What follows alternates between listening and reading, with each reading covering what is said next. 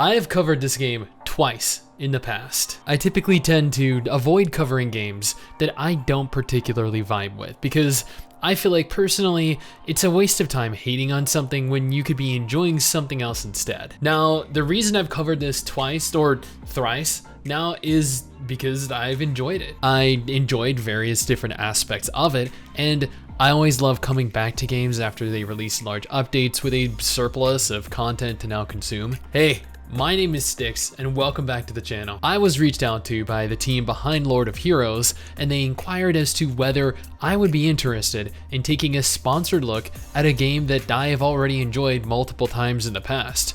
Now, I would be quite the idiot to turn this down, so naturally, I went ahead and said hell yeah. With this in mind, if this game looks remotely interesting to you, I urge you to go ahead and click that link in the description or the pinned comment below to download it. It's a huge help to the channel. Well, I guess where do we even start with all of this, right? I guess let's just start at the top. Wait, what was that? Did someone say, what is Lord of Heroes? You know what? That is a fantastic question. Thank you for asking. Yeah, you in the back there. Yeah, with the blow up Marin and the Dakimakura. You know who you are. You don't try to hide. Lord of Heroes is a strategy RPG that utilizes both a gorgeous anime aesthetic and a turn-based combat system akin to something you'd find in an older JRPG. You take on the role of a conqueror, one that you customize when beginning the game.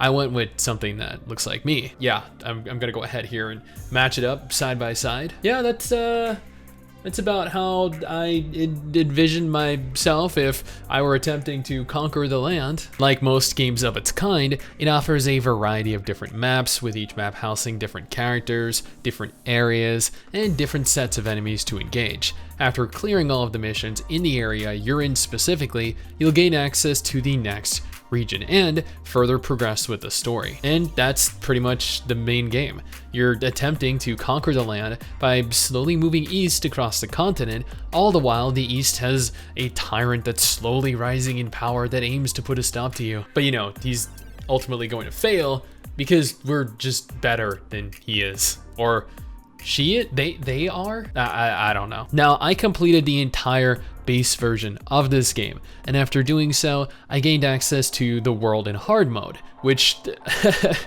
as its name would imply, was significantly more difficult than what I had witnessed up until that point. And that isn't even the final version of the game. The game goes even beyond hard into, well, what can only be described as torture, I'd assume, given how difficult the game already is for me. But you know what? I have never shied away from a challenge, and I was not going to let this increased difficulty stop me. Okay, well, oh, you know what? In retrospect, it may have inhibited me a few times, but it definitely did not stop me.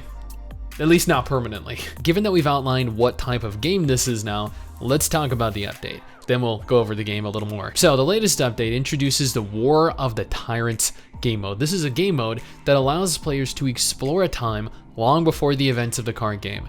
Kind of like Jurassic Park, but you know, without the dinosaurs, and instead you have like bird people and other weird animal people. Yeah, you'll move through unlocking days, unlocking weeks, months of content depicting a great war that took place and the unique heroes found within it. You'll also encounter a cast of characters that you can take into battle that your hero will interact with. It's all actually pretty cool. I have a dedicated group set up that I built over a multi-week period, so I've kind of grown accustomed to how they function, but introducing an entirely new set of heroes that I have no idea about, it adds an additional layer of depth to a game that already has more than your average mobile game. The update also added both the War of the Tyrants Legacy Pass for players to redeem for some sweet goodies by actually playing through the new content, but also the new Lucilica character who has a dark elemental attunement. And I know that there are probably plenty of you watching that are just sitting there wondering to yourself, okay, New content is all well and good, but what is the game actually like? And honestly, this is a chapter-based, mission-oriented anime RPG. What this means is that the game itself can get a little grindy at times. You need to grind to obtain items to level your heroes, you need to grind to obtain items to promote your heroes, you grind your money, you grind your resources. I know grinding isn't for everyone, but thankfully, there is a plethora of different options available for players, so the grind never gets repetitious. And honestly, if it ever does, you just need to take a moment here, put your phone down, and maybe go for a walk. Or, you know what, maybe go ahead and do some squats. Although, you know what, now that I think about it, you could do squats while grinding in the game. So that means you can grind in-game and out. Man, that's next level. Grinding options include things like the Primeval Halls, Elemental Halls, the Hall of Trials, Treasure, Experience, Darkness, Fire, Water, and every other element that you can use to summon Captain Planet.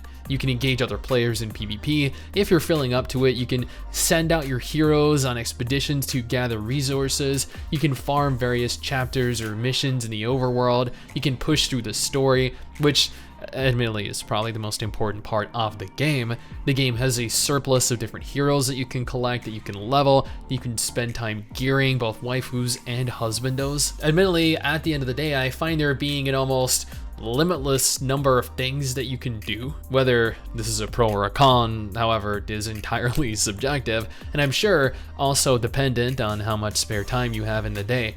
I have a fair amount, given I work sitting on my butt all day, so I can get everything I want done.